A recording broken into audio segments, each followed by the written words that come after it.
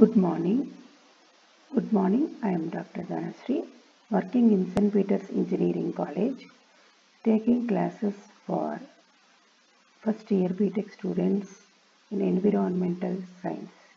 Today we are going to discuss about Unit 5, last topic, towards sustainable future.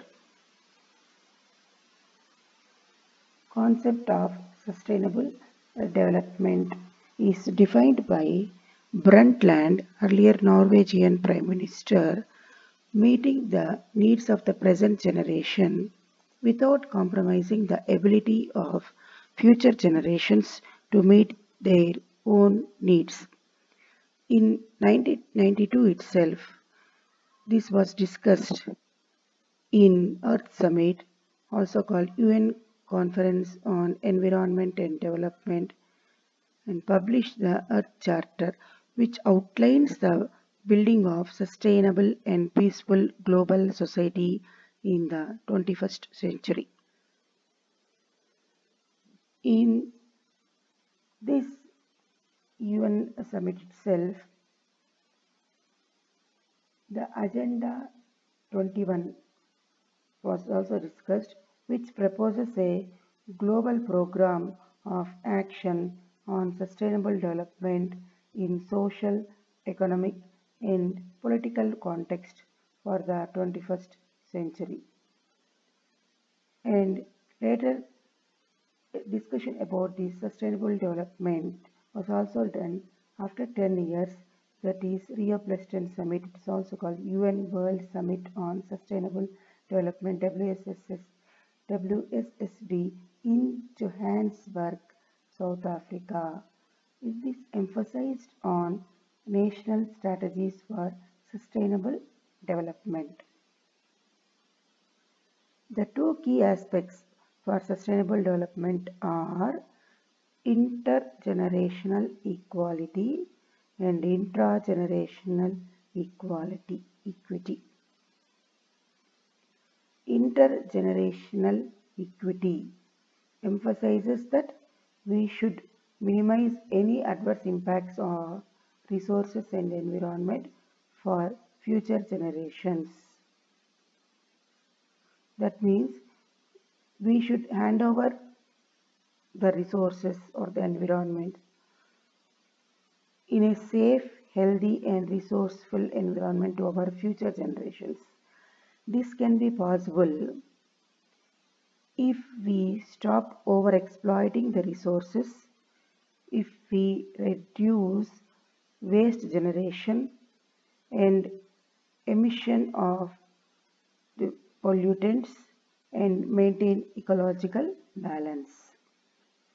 The next key aspect is intragenerational equity. This emphasizes that the development processes should seek to minimize the wealth gaps within and between nations.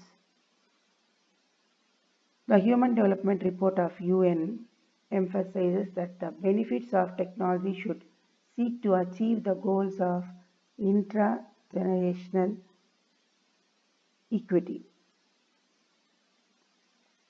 The technology should addresses the problems of the developing countries, producing drought-tolerant varieties from uncertain climates, vaccines for infectious diseases, clean fuels for domestic and industrial use. And this type of technological development will support the economic growth of the poor countries and help in narrowing the wealth gap and lead to sustainability. 17 goals for sustainable development given by United Nations UN conference were: first priority given to no poverty in this world. Next, zero hunger. Third one, good health and well-being. Fourth, quality education. Fifth, gender equity. Sixth, clean water and sanitation. Seventh, affordable and clean energy. Eighth one, decent work and economic growth. Ninth, industry, innovation and infrastructure. 10th, reduced inequalities. 11th, sustainable cities and communities. 12th, responsible consumption and production. 13th, climate action. 14th, about life below water, aquatic life. 15th, life on land, that is terrestrial life. 16th, peace, justice and strong institutions. 17th, partnerships for the goals. What are the various threats to attain sustainable development for all the nations? The main threat is population growth, then urbanization, energy use and global warming, excessive waste generation, subsequent pollution of soil, air and water, transportation in cities and limited supply of resources. We will discuss here first few threats. First one, population explosion. We can say explosion because the increase is very fast nowadays. In India also, after independence, the increase in population growth is very fast. And what is population growth? It is the increase in number of individuals in a population. Global human population growth amounts to about 83 million annually. If we see the global population, how it was growing, in 1800 it was only 1 billion. You see, in 2020 it came up to 7.774 billion. And by 2045 they are expecting 9 billion. Population may become 9 billion. The most significant increase in the world's population has been since the 1950s. This might be due to medical advancements and reduced mortality and increasing agricultural productivity. Population explosion maybe due to poverty is an underlying cause of rapid population growth. Social factors are at the base of both poverty and population growth. The major factors that are responsible for population explosion are illiteracy, reduced mortality, increased birth rate, and an increase in life expectancy. Population explosion is causing severe resource depletion and environmental degradation. Our resources like land, water, fossil fuels, minerals, etc. are limited, and due to overexploitation, these resources are getting exhausted. For the increasing population, the utilization of resources is increasing. We will be consuming more and more fossil fuels, and more due to industrialization, utilization of minerals are increasing, and ultimately the effect will be there on the environment. There are two very important views on population growth. They are, first one, Malthusian theory, second one, Marxian theory. According to Malthus, human populations tend to grow at an exponential or compound rate, whereas the food production increases very slowly or remains stable. Because of this, starvation, poverty, diseases, crime, misery are invariably associated with population explosion. He also believes positive checks like famines, disease outbreaks and violence, as well as preventive checks like birth control need to stabilize population growth. Next theory, Marxian theory.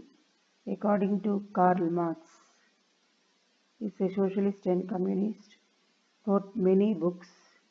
Population growth is a symptom rather than the cause of poverty, resource depletion, pollution, and other social ills.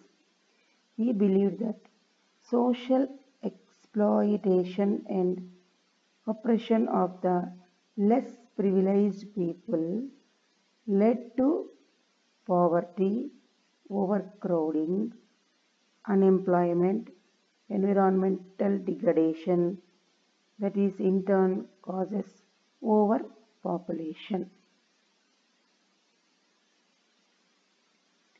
The next threat to sustainability, consumerism.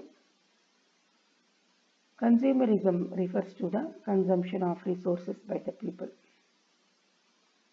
Consumerism or excessive consumption can even do worse as long as it determines an increase in the amount of purchased goods.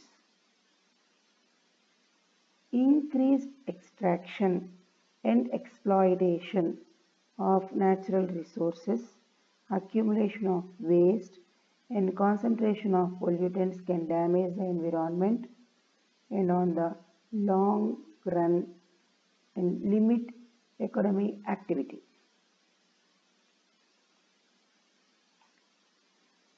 Consumerism is destroying our environment as the demand for goods increases.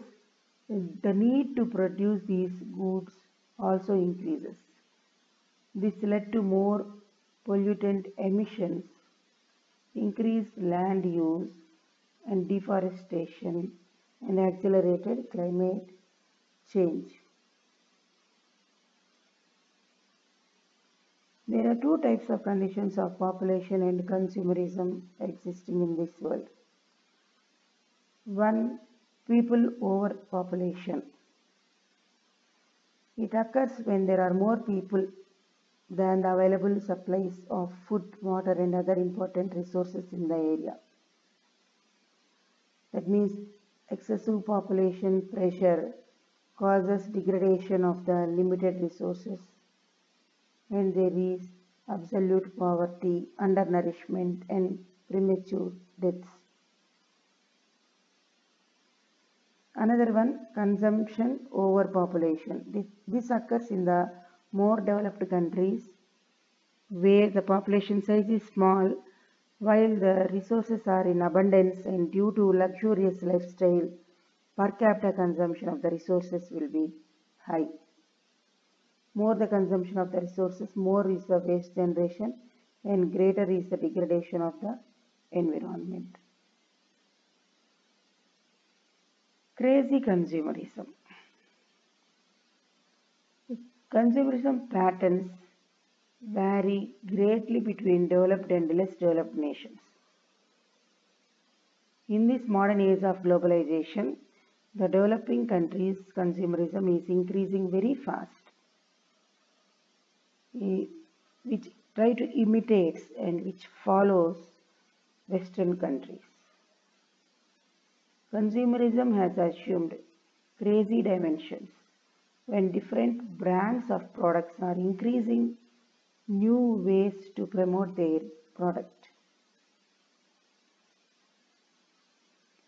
And this trend of crazy consumerism represents economic growth but is a threat to sustainability.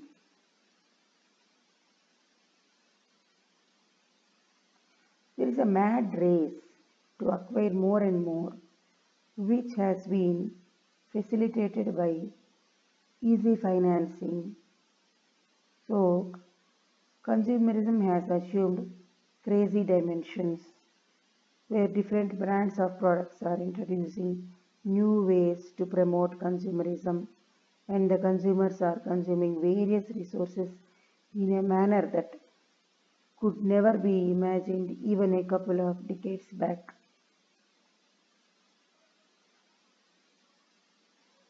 Another threat, overexploitation of resources.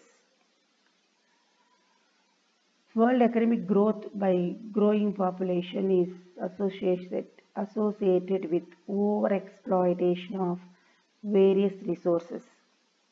Many of our resources are non-renewable and finite in nature,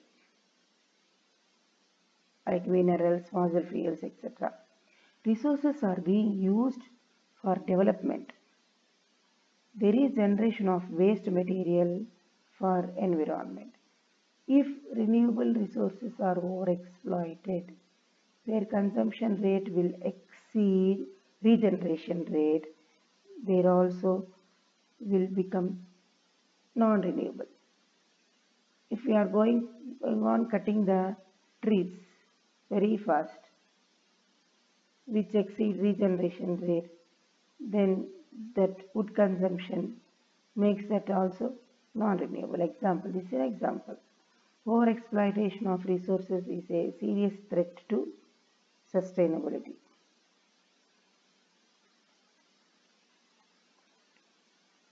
So till now we have discussed about what are the various threats to sustainable development of the nations. Now next topic in this unit is environment and education. What is the importance of environmental education?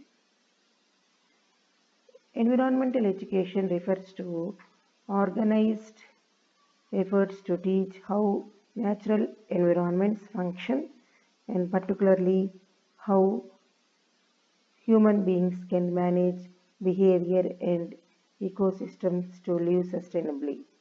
The goals of environmental education are to develop concern and awareness among world population about the total environment and its associated problems and commitment to work individually and collectively towards solution of current problems and the prevention.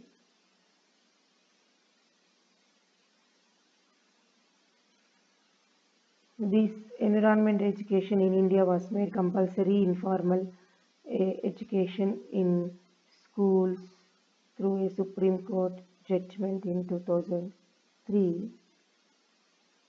Environmental education as a mandatory subject. This was followed by the Supreme Court directives. In M.C. Mehta, he was a Supreme Court advocate, filed a writ on Union of India in 1988 itself. The environmental education has been included in the curriculum right from the school stage to college, university level. The main prime objective of the environmental education is to make everyone environment literate.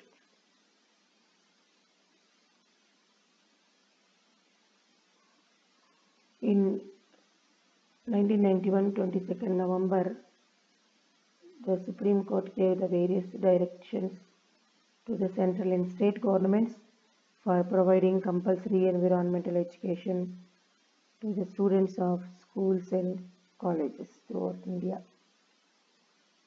The order to educate about environment for people, it should be value oriented.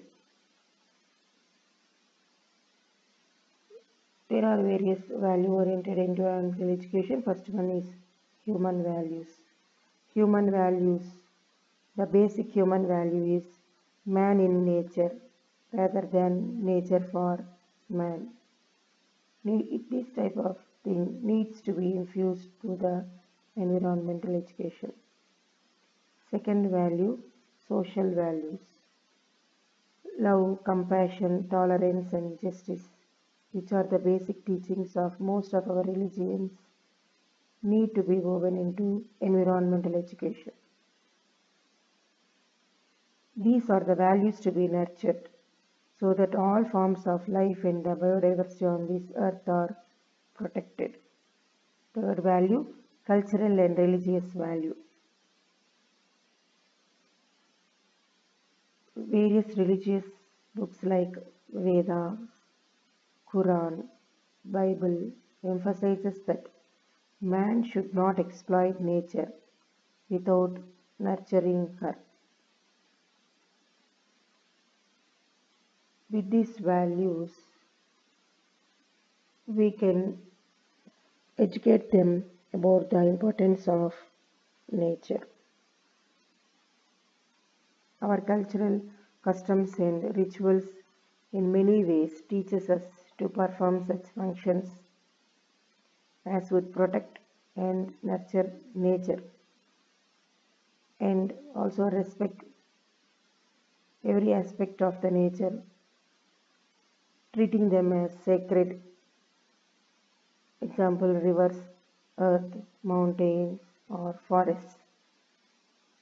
Fourth value, ethical value.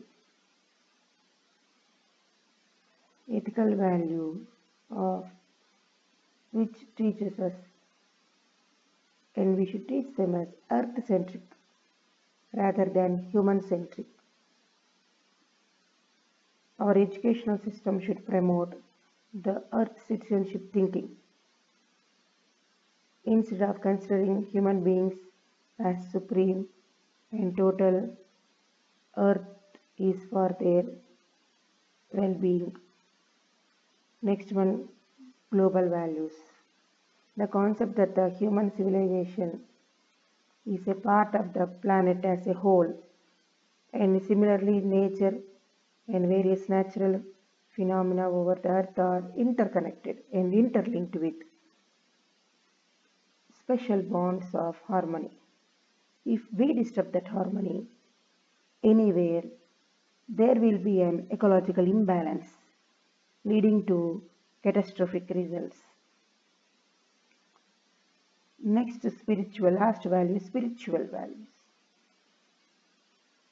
Principles of self-restraint, self-discipline, contentment, reduction of wants, freedom from greed and austerity are some of the finest elements intricately woven into the traditional and religious fabric of our country. All these values promote conservationism and transform our consumeristic approach. These values, incorporated into environmental education, can go a long way in attaining the goals of sustainable development and environmental conservation.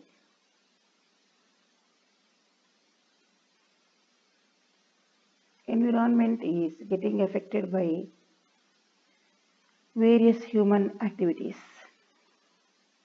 The environment is also getting degraded, and this degraded environment will affect our health and also well-being of our future. Environment is seriously degraded and there is imbalance and disharmony. With the developmental activities, water and air are getting polluted to a great extent because of the destruction of the vast forest on the earth. Because forest plays an important role in conservation of water as well as they purify the air, they consume the carbon dioxide present in the atmosphere, and they also helps in providing various resources for industries, raw materials for industries which are useful to human beings. Another disaster which is posed before us is that due to rapid growth of urbanization, the living conditions of the people in the cities and towns have been deteriorated. There is pollution of water, air and noise, etc.